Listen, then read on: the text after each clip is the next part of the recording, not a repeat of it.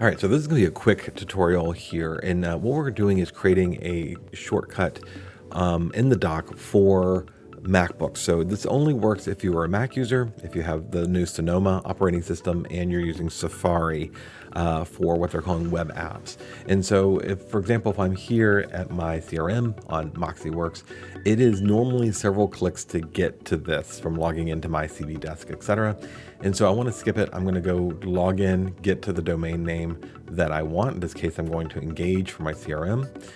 Once there, I'm going to go then to File and then Add to Dock. And you'll notice that you can name it whatever you want. So I'm just going to call this Moxie because it brings me the whole dashboard. And I'm going to click on the little favicon here, and I'm going to upload the Coal Banker logo so it looks nicer. And hit Add, and I'm going to replace because I've done this once before. And then down here now, I have in the dock a new quick link where I can just click it, and it opens up Moxie as a web app. In other words, it's the only thing in the browser. It'll open up as an additional browser from where you are.